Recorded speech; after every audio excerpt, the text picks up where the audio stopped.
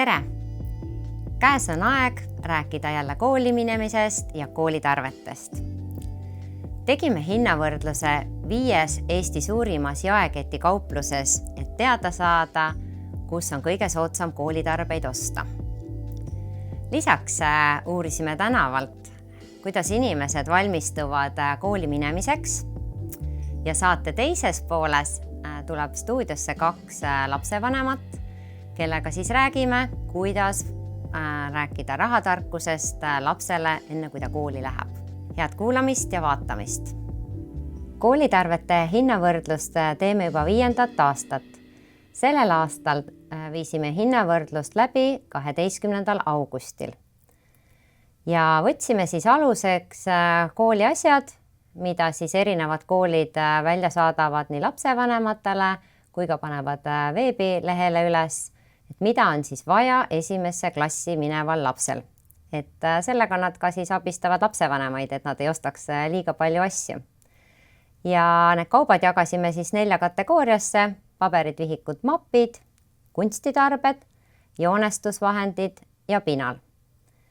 Seejärel läksime juba Eesti suurimate jaekaubanduskettide e-poodidesse ja vaatasime välja, millised neist on kõige odavamad, vastava poe kõige odavamad kaubad.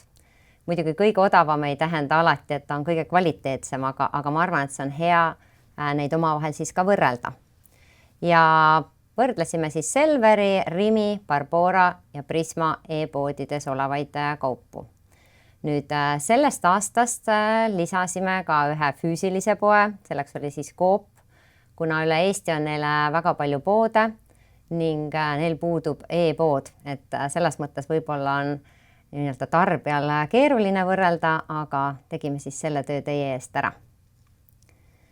Ja mida me siis oleme näinud selle 5 aastaga, et kuidas need hinnad on muutunud, et on olnud aastaid, kus on kasv suurem olnud ja ka aastaid, kus siis on isegi hinnad langenud.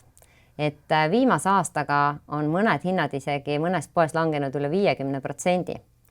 Aga siin ei tohi ära unustada seda, et me võtame seda konkreetsel päeval ehk 12. augustil. Ja paljud poed on võib-olla oma kampaaniatega just alustanud, aga mõned alustavad veidi hiljem. Ehk siis see on sellel ajahetkel.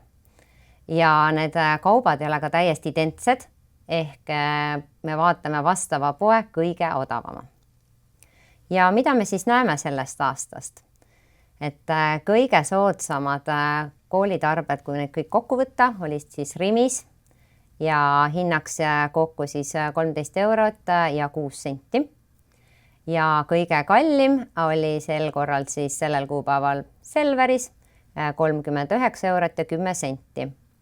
Samas tuli välja, et Barboras on kõige odavamad kunstitarbed ja Prismas näiteks joonestusvahendid. Ehk siis hinnad on erinevad. Kuid koolilapsel ei ole kulutused ainult need kirjatarbed ja kunstivahendid. Kooli minnes on vaja ka osta koolikotte, samamoodi erinevad riided, koolivorm, uued jalanõud, nii et need kulutused võivad olla palju suuremad. Samas on väga keeruline võrrelda koolikotte, sest see kvaliteet on väga erinev. Ja tihti kõige odavam koolikott ei ole kõige parem. Ehk siis see on küll asi, millele võtta aega, lapsega koos minna poodi, proovida, et ta talle sobiks talle selga ja miks mitte, et ta kestaks ikkagi mitu aastat, et ei peaks igal aastal uut ostma. Ja Lidli tellitud Norstati uuringus selgus, et üle poolt eestlaste kulutab koolitarvete peale 51–200 eurot. Ehk siis kindlasti need summad on varieeruvad ja sõltuvad, et kas läheb kooli 1 laps või mitu last ja millisesse klassi laps üldse läheb. Aga selleks, et rahakotis ei toimuks finantskatastroof, on kohalikud omavalitsused pannud välja erinevad ranitsatoetused ja maksavad ka kooli minemise toetusi. Maakonniti on need summad väga erinevad, nii maakonnitiga kui ka maakonna keskuses, ehk siis linnades on need toetused väga erinevad. Ja viimasel aastal on muutunud toetuse summa suuremaks Tallinnas ja Pärnus. Tallinnas siis on sel aastal 500 eurot ja Pärnus 200 eurot. Samas linnad maksavad ka erinevalt, ehk siis näiteks Tartu on kooli minemise toetus 150 eurot, aga seda makstakse välja 3 osas, ehk esimene aasta 50, teine aasta järgmine 50 ja 3. aastal ka 50. Ja paljudes linnades makstakse ka 2. ja 3. aastal neid toetusi. Ja selleks, et teada saada, kuidas seda toetust saada, saate kõige sellise viimase info kohalike omavalitsuse lehtedelt ja lugege kindlasti üle need tingimused ning tehke need taotlused, sest sellest võib päris suur abi olla. Kui te soovite tervet uuringut lugeda, siis leiate selle Swedbanki blogist. Ja kui teil tekib veel mõtteid või tahaksite küsida nõu rahatarkuse teemadel, siis olete julgelt oodatud Facebooki gruppi Kogumispäevik, kus siis vastavatel teemadel arutletakse ja sealt leiab ka häid nippe. Aga läheme vaatame nüüd tänavaküsitlust, kuidas inimesed kooli alguseks valmistuvad. Kes on juba märganud, on poeletid täis koolikaupasid. Täna uurime Tallinna inimestelt, kuidas nemad kooliks valmistuvad. Kas koolitarbed on juba soetatud? Osaliselt. Ei ole veel. Esimesse klassi mineva lapse asjad on mul ostetud, nimekiri oli õpetaja poolt. Aga mis seal koolitarvete nimekirjas üldsegi on? Raamatud, vihikud, kilekaaned, lugemispäevik, tavaline päevik ja siis spordiasjad ja kõik asjad. Ka eelmisest aastast kasutame veel kotte ja pinaleid ja mis veel võimalik on. Uued vihikud, pinalid, kui on uut vaja, aga kui on olemas eelmisest aastat, siis ei hakka juurde ostma. Vihikud, seljakott, pinalid üle vaadata. Kirjutusvahendid, vihikud, kõik need õpikud on koolis olemas juba, et midagi muud vaja ei olegi. Uue koolikoti 3. klassiks. Suuremale poisile on seljakotti vaja, see on päris krõbe, aga no olgem ausad, ta on 4 aastat käinud ühe kotiga, et olen nõus maksma. Ja mis te arvate, mis see eelarve võiks olla, millega arvestate? No ma olen arvestanud, et kui seljakotid asjad juurde, siis ikkagi 200 läheb. Ausalt öelda ei olegi üldse arvutanud, mis vaja, need tuleb ära osta ja nii palju kui läheb, siis läheb. Mis oli vaja osta, need ma ostsin, välja arvatud koolikott ja see oli sihuke 120 eurot. No ikka mingi 200 2 lapse peale. Aga ütleme ühe lapse peale äkki maks 100. Et millal plaanite koolitarbeid ostma minna? Ma arvan, augustis tuleb ikka ära osta enne kooli. Siis, kui oleme nimekirja kätte saanud ja õpikud on olemas, et kilekaaned ja värgid-särgid ära osta. Mis ma olen saanud tellida, olen ära tellinud, ostnud, aga osad asjad tulevad alles septembrikuus. Augusti lõpus. Kas sellepärast, et siis saab soodsamalt? Ei, ma lihtsalt ei ole veel tema õpetaja käest seda nimekirja saanud ja kuna tema läheb 3. klassi, siis temal kõiki neid asju tarvis ei ole, mida on vaja siis nii-öelda 1. klassi mineval lapsel. Kas lastele regulaarselt taskuraha ka annate? Ja noorem poiss saab 5 eurot nädalas, vanem poiss 10 eurot, aga eks seal on mingid tingimused juures. Nii-öelda taskuraha ongi lapsele endale kulutamiseks, aga päris kõikide lolluste peale ma ka ei luba seda kulutada. Vahepeal on stuudiosse jõudnud meile külalised ja mul on hea meel tutvustada 2 lapse ema, Kerli Trepstocki, kellel siis esimene laps läheb 1. klassi ja teine laps läheb 3. klassi. Tervist! Ja lisaks on siis Triin Jalakas, kes on Swedbanki noortepanganduse valdkonnajuht ja kelle laps läheb 8. klassi. Tere! Kõik õige. Nii, Kerli, alustame sinust. Kuidas teie pere valmistub kooli minemiseks? No meie pere kooli valmistumiseks või tähendab kooli minekuks valmistumine hakkas pihta juba circa aasta enne, kui üldse tüdruk 1. klassi läks, sellepärast et me käisime eelkoolis ja kui sa käid eelkoolis, siis tegelikult neid kooliks vajalikke asju on juba tarvis seal. Ehk siis kõikvõimalikud koolikotid, pinalid, jalatsid, riided juba tuli soetada rohkem kui aasta enne kooli algust. Aga kas ta nüüd kasutab neid samu? Ja, et me võtsimegi sellise lähenemise, et kui me neid asju juba soetama hakkasime, et need oleksid siis tegelikult sobilikud ka sellele essakale, kes 1. septembril kool läheb. Ehk siis tegelikkuses jaotasime ära need koolikulud pikema perioodi jooksul. Et sai soetatud koolikott, mis võib-olla siis lisaks kooliriietel on ka selline oluline ja märkimisväärne kulu, et kui osta korralik ja ergonoomiline kott. Ja teisalt ütleme, et aasta jooksul, kui seal olid sünnipäevad ja jõuluvanad tulemas, et siis sai tüdruk ka esimese nii-öelda nutikella siis, mis on ka, ma arvan, praegu kooli minevate laste puhul väga oluline kuluartikkel, et kas telefon oli tal juba varem olemas? Telefoni temal varem ei olnud, aga ta sai nii-öelda natukene kasutada siis kodus olevat tahvlit, et mis siis nii-öelda ajapiiranguga on aeg-ajalt lubatud. Aga kuidas nüüd sellel aastal siis on, et see, kes läheb 3. klassi või kas te lähete koos neid asju ostma või samamoodi on paljud asjad juba olemas, et polegi vajadust? No olles aus, siis just hiljuti tegin inventuuri kodus, vaadates üle, kui palju neid pliiatseid on kogunenud ja tekkis küll küsimus, et et kas ikka on mõtet osta uued karbid ja uuesti seisma panna sinna kapi peale, aga ütleme, kuna nii-öelda lapse jaoks on ikkagi see selline põnev moment, natuke võib-olla ärev moment, sest et tekib see võrdlus, mis on klassikaaslastel, mis on temal, siis et tal oleks selline hea tunne ja tahe sinna kooli minna, et lähtume ikkagi sellest, et ta valib ise ja väga palju siis nii-öelda mõtleme, mis on mõistlik soetada, et loomulikult sa võid osta seal, ma ei tea, 35-eurose pinaali ja võid osta ka selle 5-eurose pinaali, et natukene vaatame ka ikkagi, mis antud kontekstis nii-öelda sobilik on. Et jah. Kas te võrdlete ka hindasid, et kui seal on näiteks erinevad, ma ei tea, harilikud pliiatsid või vihikud või pigem ostate sellise pildi järgi, mis seal vihiku peal on, et seda, ma arvan, väikestel lastel on eriti seda emotsiooni päris palju seal juures.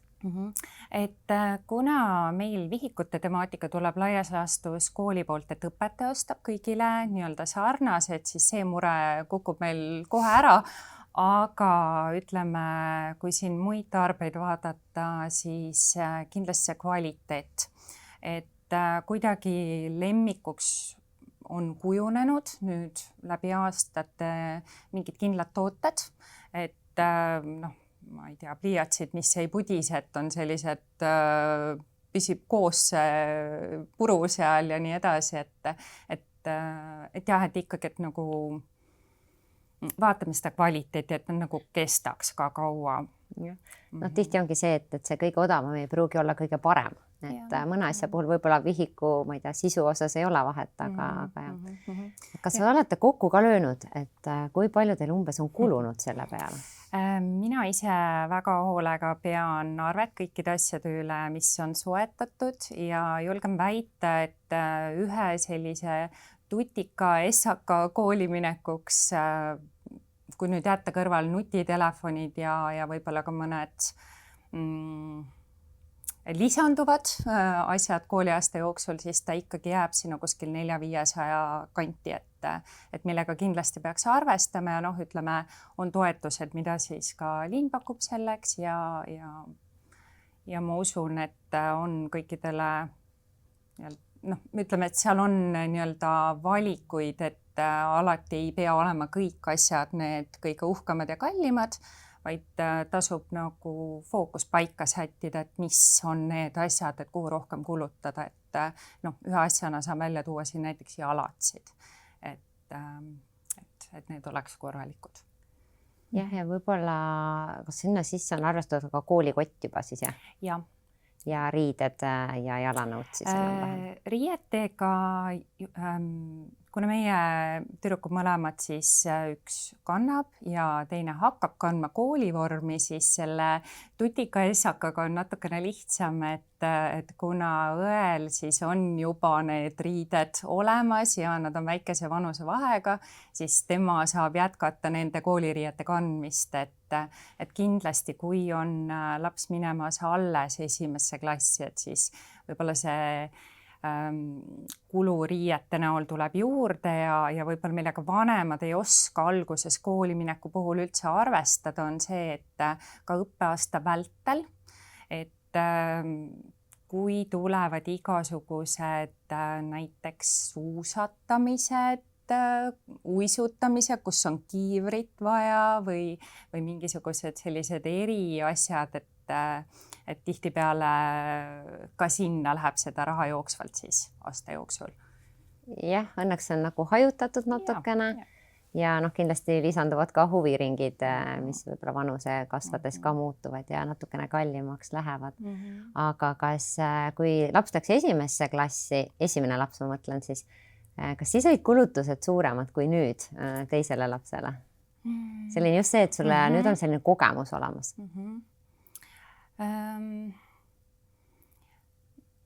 Ma ei oskagi nagu öelda, et võib-olla endal sellist ärevust oli rohkem sellega, et kas mul on kõik olemas, mis vaja on, aga tegelikkuses väga paljud koolid näiteks pakuvad ka võimalust, kus on siis nii-öelda koolivormi variant, et soetada järelturult neid, et see on selline pigem leidlikkus ise leida lahendusi nendele tekkivatele rahalistele väljaminekutele, et jah, et kui on võimalik olnud soetada nii-öelda ei teagi, et paratamatult teklist ja lipsust ei pääse, et need sa pead kindlasti soetama nii-öelda uuenest, et need on kõigil lastel kasutuses, aga kui seal on näiteks mustad sukapüksid, et need ei pea tingimata olema ostetud koolist, vaid võib leida ka soodsaid alternatiive meie kaubandusvõrgust, et lihtsalt peab olema tahet natukene uurida ja otsida. Triin, kuidas sinul on, et laps läheb juba 8. klassi, kas aja jooksul on kuidagi need kulud suurenenud või vähenenud, kuna mingid asjad on juba olemas? Ja ma siin hoolega kuulasin seda juttu ja meenutasin, kui minu tütar esimesse klassi läks, siis ma võin öelda küll, et esmane tunnetus on see, et täna on väiksemad kulud kui esimesse klassi minnes, sest samamoodi tuli koolivorm osta ja ma siin kindlasti julgustan ka lapsevanemaid julgesti ikkagi vaatama järelturgu, kui on koolidel olemas, et ei pea ostma seda kõige uuemat ja ägedamat, sellepärast, et kui minu tütar peale esimest klassi vahetas juba järgmise vastu seda koolivormist, ta kasvas nii palju, siis tegelikult oli see esimest aastat kantud vorm väga korralik, ilus, ta ei olnud topiline, et ma arvan, et keegi ei oleks seal väga vahet teinud, kas ta on tutikas või kasutatud. Et see tunne lihtsalt, et ma pakun oma lapsele kõige paremat, uuemat, et keegi ei ole sellega käinud, et võib-olla tasuks korra mõelda, et kas see on mõistlik. Ja kui ma vaatan ka seda, et nüüd 8. klassi minev tütar mul on, et siis need kulud enam ei ole mitte nüüd siis augusti keskpaigus, vaid et need satuvad kuidagi sinna esimestele päevadele, sest see kogemus on tulnud, et ennem ei osta mitte midagi, kui ta on käinud seal aktuse ära ja teada saanud, mis tal päriselt vaja on. Ja neile jagatakse ka õpikud varem kätte, sest ta on juba aastaid käinud seal, et ta saab oma õpikud paar päeva enne 1. septembrit kätte ja siis on 2 varianti, kas ta saab sealt koolist kohe osta need kilekaanet nendele töövihikutele ja õpikutele, mis on hästi mugav, või läheb kaubandusvõrku ja me leiame soodsamad alternatiivid, et see pool jääb ja samamoodi need pliiatsid, kvassvärvid, isegi need joonistusplokid on alles eelmisest aastast, et ma ütleks nii, et sealt poolt on kergem. Teisalt jällegi olenevalt lapsest, teismelised on ju, nad ei taha enam koolivormi kanda. Kool on tulnud ka neile vastu et võivad käia siis nii koolis, et üks kooli logoga olev asi peab seljas olema. Et siis riietuste ostmine, et see on ka nagu siis, ma see aasta tunnen, et on natuke kergem, sest meil on juba olemas kõik need kehaliskasvatuse riided, teksapükse on mingi 5-6 paari olemas, sest vastavalt moele on ju käiakse. Teismelised on hästi suured fännid taaskasutusel. Tallinnas popkoht on Paavli kaltsukas, kus käiakse ja sealt nad saavad leidlikult väga ägedaid asju. Ja tavaliselt ka siis esimesel koolipäeval või teisel koolipäeval hakkavad selguma, et mis trendi need vihikud siis tuleb osta. Enam ei ole need kiisud ja kutsud seal peal, on midagi muud. Ja ütleme nii, et need esimesed kulutused jäävad sinna esimestele septembrikuu päevadele, mis ei tähenda seda, et asi on odavamaks läinud, hinnad on tõusnud. Ma ise käisin ühte märkmikku endale ostmas Selveris, vaatasin, et identsed kaustikud, üks on 1,90, teine on 7 eurot. Lihtsalt see värv, see materjal, mingid logod on ju, et tegelikult seal ongi nüüd siis valiku koht lapsevanemal ka või oma lapsele rääkida, mis on mõistlik, kas tõesti nagu osta see väga kallis, mis on pealt näha ilus, aga sisu on sama, on ju. Ja mis on veel nagu selline läbi aegade minu kogemus, et millega tuleb arvestada ja võib-olla natuke alahinnatakse, on see, et need huviringid, kus nad käima hakkavad, mida vanemad nad on, seda rohkem sa juba tead ette, et kus huviringist on käinud, et osad huviringid küsivad selle õppemaksu kohe aasta alguses ära, ehk see tähendab, see jääb septembrisse või augusti lõppu. Ja mida ma veel olen märganud, et kui siis hajutada seda kuu peale nagu, et iga kuumakse kaudu seda aastamaksu maksta, siis osad huviringid panevad pluss 10 eurot juurde. Ehk siin on ka nagu selline rahatarkuse koht, et mina olen nagu teadlikult kogunud ennem selle raha kokku endal, et siis mitte seda lisa 90 eurot aastas maksta või 80 eurot. Aga ma mõistan neid vanemaid, kes ei saa seda koheselt panna ja siis ongi sellises sundolukorras. Küsin korra Kerli, kas huviringidega seoses, et kas te olete ka kuidagi Võrtsa kooli minemisega raha kuidagi nagu ette planeerinud, et kindlasti seal augusti ja septembrikuus on suuremad kulud? No tegelikult meie kooli eripära on see, et meil need suuremad kulud tulevad juba suve alguses. Et nii paratamatult on ja kahjuks seda tuleb maksta.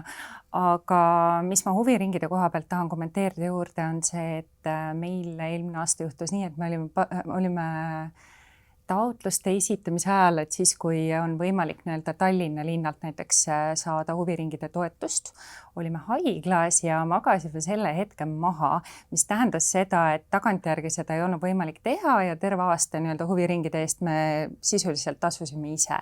Ehk siis eeldaks võib-olla linna poolt sellist suuremat paindlikkust ka aasta jooksul natukene üle vaadata neid asju. Aga tõesti ma nõustun, et see huviringide teema on aktuaalne,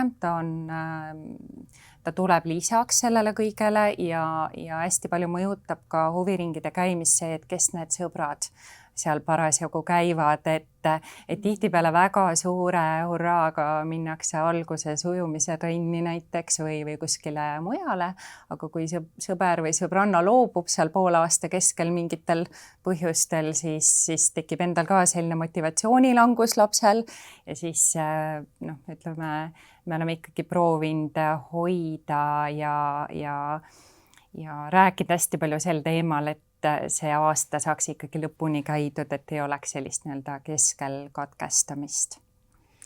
Mõtlegi, kui laps läheb kooli, on hästi palju muutusi ja sellist iseseisvumist, et Swedbanki Rahaasjade Teabekeskuse uuringust, just taskuraha uuringust tuli välja, et ka see on aeg, mille lapsevanemad hakkavad andma taskuraha, antakse esimene selline pangakaart ja võib-olla ma siit, Triin, küsingi sinult ka, et mis oleks siis mõistlik, kas anda seda esimest taskuraha sularahas või just juba pangakaardile panna see raha?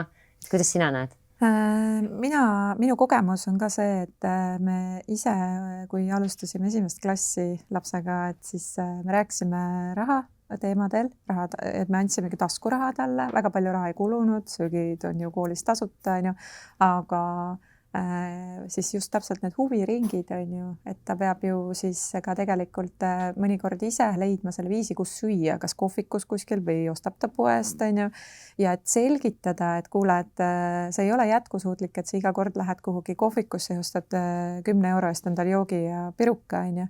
Et siis meie nagu otsustasime ikkagi seda taskuraha talle anda ja kuna niimoodi, et koos siis nende huvitegevuste vahepealse söögirahaga koos, ja ta pidigi õppima ise siis toime tulema selle raha haldamisega. Ja mis meil juhtus, oli see, et me algul andsime sularaha ja see raha kadus ära esimesel kuul. September on üldse igasugune suur kadalipp, võiks öelda nii lastevanematele kui ka lastele, kes esimesse klassi lähevad.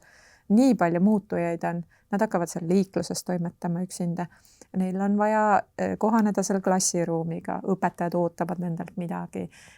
Siis ärevus tekib, nad unustavad mingeid asju, see on iseenesest normaalne ja käib asjaga kaasas. Ja siis meil juhtus mitu korda, et õpilaspilet kadus ära esimesel kuul, telefon kukkus puruks, siis taskuraha, mis me talle andsime, kukkus siis taskust välja. Ja me jõudsime lõpuks ka sellise olukorrani, et ta raha kuidagi hakkas kuluma ja me ei saanud aru, kuhu see kulus. Siis ta ei saanud ise ka rääkida, kuhu see kulus. Ja lõpuks tuligi välja, et ta jagas seda klassikaaslastel ka, et teised ju tahtsid ka koguda raha või niimoodi. Et tegelikult siis ongi see hetk, et pangakaart tuleb siin tegelikult appi ja selles suhtes just, et ta on turvalisem. Kui see ära kaob, helistad emale, pannakse see kinni, raha ta ei lenda kuhugi minema see raha, on ju. Mina vanemana saan siis ju ka jälgida, kus ta siis käis ja mis ta tegi selle rahaga. Ja isegi kui see PIN-kood ära läheb meelest, siis tänapäeval enamasti pankadele on olemas äppides need võimalused, nad saavad meenutada see PIN-i, et ei pea ka uut kaarti tellima. Et minu soe soovitus on küll kaaluda seda võimalust, et juba varakult lapsega rääkida sellest taskuraha haldamisest või üldse maksmisest, et see on üks jällegi võimalus anda lapsele iseseisvust, nad õudselt tahavad maksta ja siis seal on ka see kogukonna tunne, et näed, et Maril on see kaart olemas, mul ei ole, on ju, et ta on mõlemast küljest nagu selline hea abimees sellel teekonnal, kui nad alustavad kooli. Aga kui sul ongi see võimalus, et maksta kaardiga, telefoniga või kellaga, mida sa nendest soovitaksid, et jällegi neid muutujaid on nii palju, et kuidagi tal lapsel lihtsam oleks?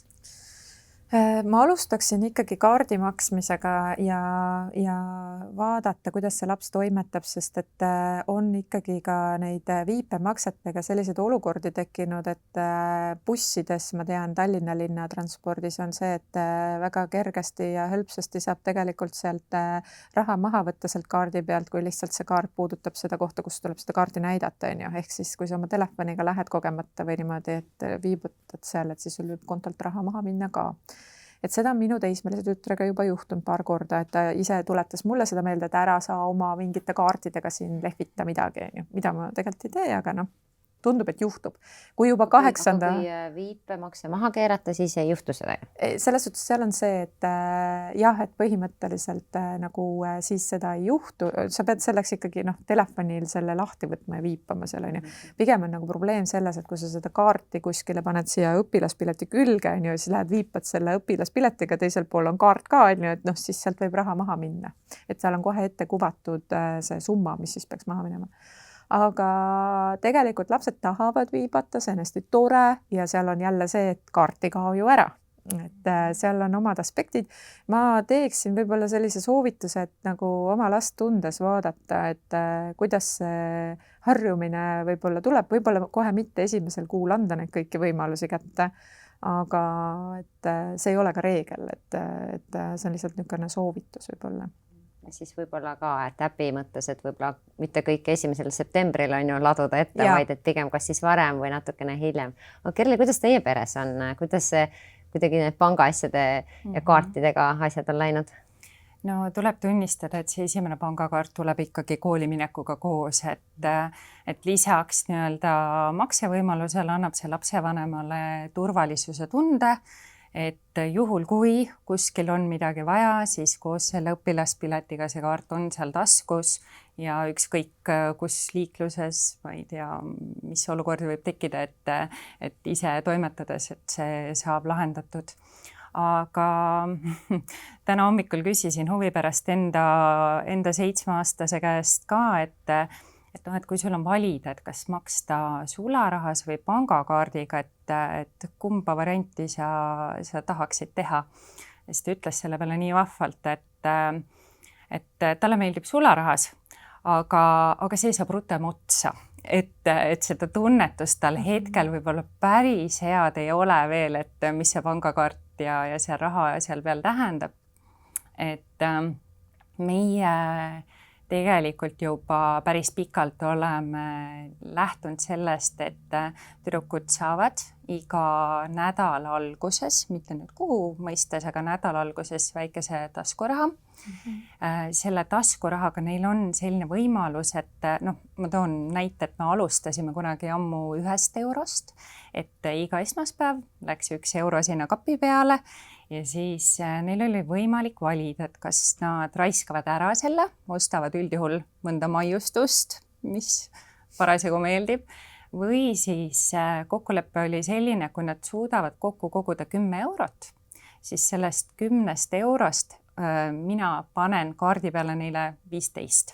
Ehk siis see on selline natukene nagu algtasemel investeerimise õpetamine juba varakult, et nad saaksid aru, et kui nad on kannatlikud ja oskavad seda raha nagu hoida, et siis sellel on nii-öelda väärtust tulevikus rohkem ja kihvt on vaadata, et tegelikult see toimib päris hästi, et täna ka, et kui küsiti, et kas võib poodi minna, ma ütlesin, et jah, et võite minna ja siis tüdruk ütles, et et näed, et ma võtan selle raha kaasa, et ma ostan sealt midagi endale, aga see, mis mul järgi jääb, et selle ma panen sinna kogumisse endale, et hästi lihtne, aga tundub, et toimib ja nii ka, kui tekib selline hea tunnetus, et raha väärtuse osas ka, et ma arvan, et alguses see sularaha on natuke möödapääsmatu, et siis kaardi peale edasi liikuda. Sest me ise ka näeme, et kui sa kaardiga viipad, siis sa nagu kuidagi ei taju, et see raha läks maha, on ju. Kui sul on käes, siis minu meelest on palju keerulisem seda ära anda, aga vaata lastel võib ka teistpidi olla ja samas kindlasti seda matemaatika poolt ka, et mis ma siis selle raha eest nagu saan ja kuhu see raha kaob. Aga mis põhimõtete alusel te annate lastele taskuraha? Kas on lihtsalt see, et tee mida tahad sellega või on sellel kuidagi eelnevad vestlused, et mis mille jaoks on või? Eks see kasvab tegelikult välja sellisest igapäevasest käitumisest ja nad väga palju näevad nii-öelda vanemate pealt ju ka, et mida me ise ostame ja meil käib tohutult läbi selline sõna nagu mõistlikkus.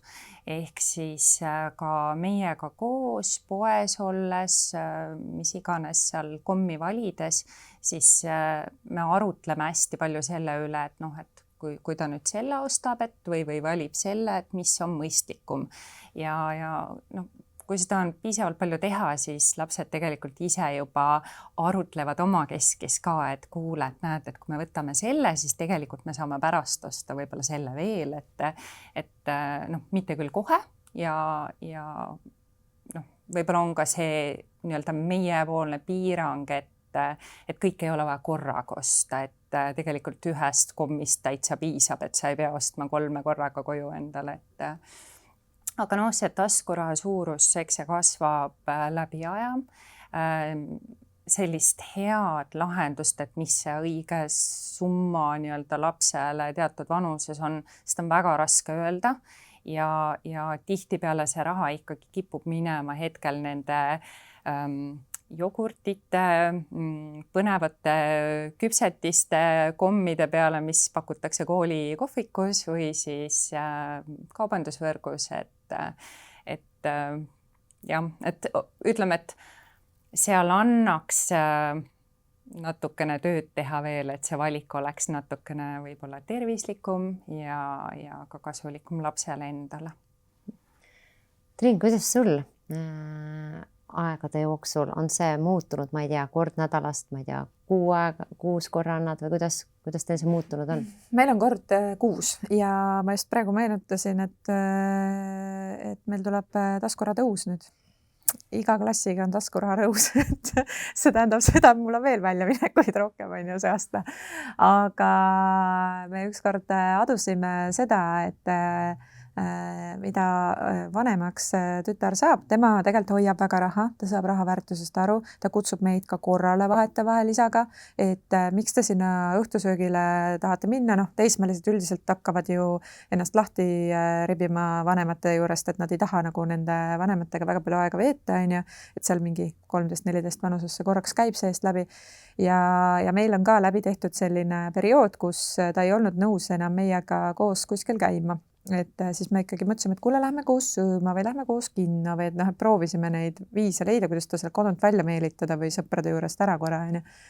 Ja siis tema ikka ka ütles, et kuulge, ei ole mõistlik käia selle kuskil restoranis. Kokka parem kodus siin, ära see hakklihakaste ja kartul ja hoiad raha rohkem kokku ja kui sul seda raha üle, kanna mulle, kui sa tahad nagu, et pole vaja sinna restosse minna. Et aga kord kuus peab ta ise hakkama saama ja siis me oleme ka märganud seda, või me oleme ka talle öelnud, et kui sul tõesti midagi vaja on, riided, mingid hügieenitarbed, et jooksvalt tule, küsi lisaraha. Tema ei taha enam, et meie poest taga kaasas käiksime ja vaataksime, mis ta ostab, ta käib sõbrannadega shoppamas ja nad tellivad ikkagi väga palju asju sealt Vintidist ka. Ja siis vahetevahel ta tuleb ja räägib, et no nii, emme, kes on investor? Ostsin 13 euroga selle sealt, ta ostis 70 sendiga teksapüksid Paavli kaltsukast ja müüs Vintidis maa 13 euroga. Ja sai kanda ka paar nädalat. Et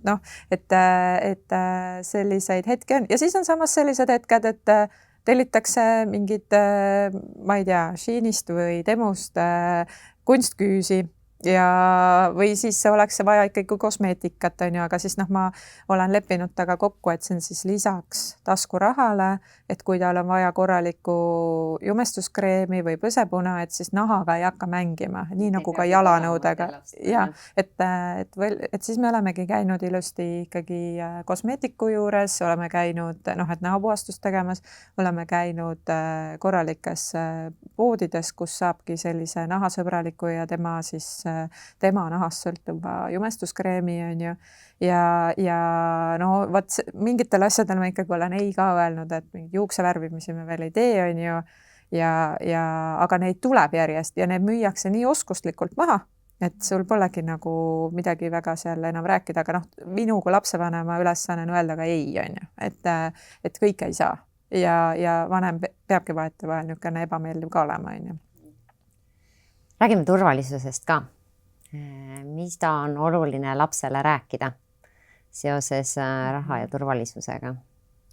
Mina ütleksin, et puhtalt oma näite pealt, et kui hakkasid siin paar aastat tagasi telefoni tulema öösiti ja päeval sõnumid ja kõned lapsele, et petturid ju ei vali nende numbrite järgi, et kas on täiskasvanud või laps ja neid linke saadeti, siis me pidasime esimesed vestlused läbi ja ma soovitan seda kooliaasta alguses ka teha, et lapsed saavad ju esimeses klassis telefoni, et siin hakkab tulema SMS, et ei klikiks sinna nendel linkidele peale, ennem kui vanematega läbi räägitud ja võõraid kõnesid ei võta vastu, et salvestame ära vanaema, vanaisa, ema, isa või õed, vennad on ju, aga et kui tuleb võõra numbriga kõne, ära võta vastu näiteks on ju.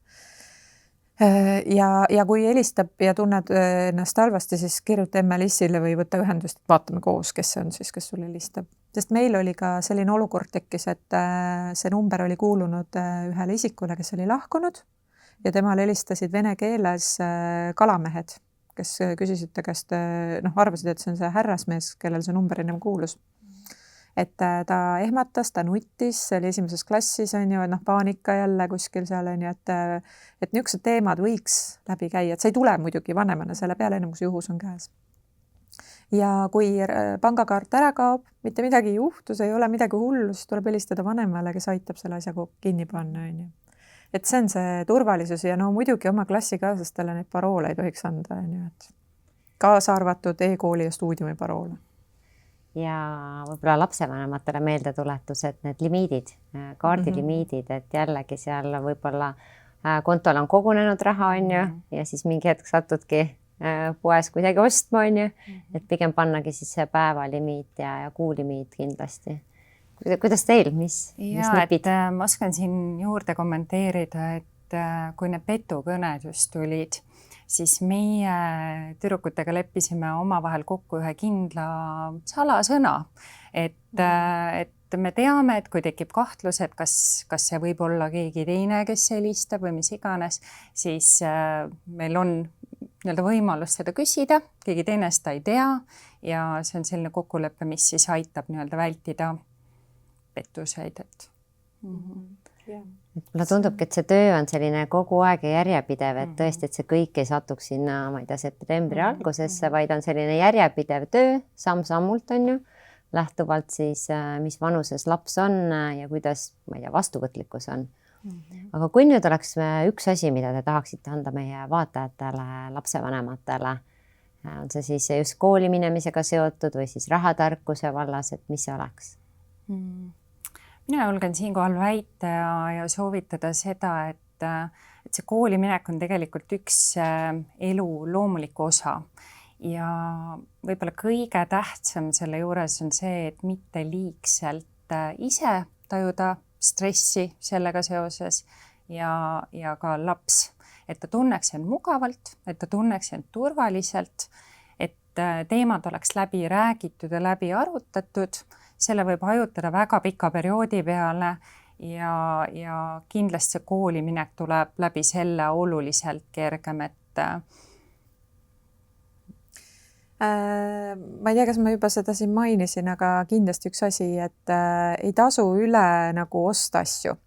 Et jah, vihikuid võib olla, kui ennem tuleb selgeks teha, et kas see kool nagu ostab ise need vihikud, et just esimesse klassi minevatele lastevanematele natuke kodutööd teha, et mida see kool tegelikult nagu ootab ja et mina olen selle vea teinud, paljud mu tuttavad on selle vea teinud, et meil oli esimesse klassi mineva lapse jaoks hunnik vihikuid, pliiatseid, kääre, harilikke, mida kõike veel, mida tegelikult ei läinud vaja ja mida me võtsime kasutusse veel 3. klassi alguses. Nagu. Et siis mõtlesin küll, et kas mul tõesti oli vaja neid särke nii palju tellida, et 7 tükki tellisin, et 2 päevaks ju, aga 7 päeva ei käi laps koolis ju, et sul on 5 päeva ja iga päev ta ei taha seda valget särki panna selga võib-olla, et oleks võib-olla mõistlik olnud 2 tükki tellida või 3. On ju.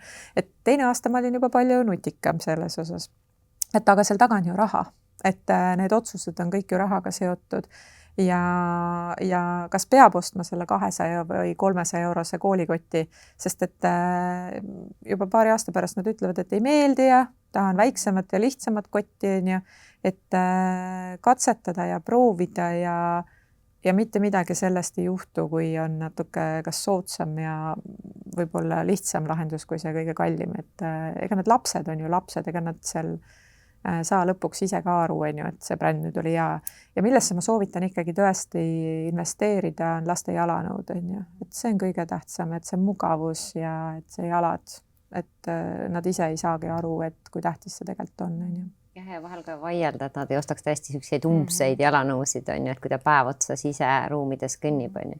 Ja rahatarkus, et vaadata üle sooduspakkumised, praegult on väga häid sooduspakkumisi erinevate kaupmeeste poolt, et ärge oska täishinnaga asju.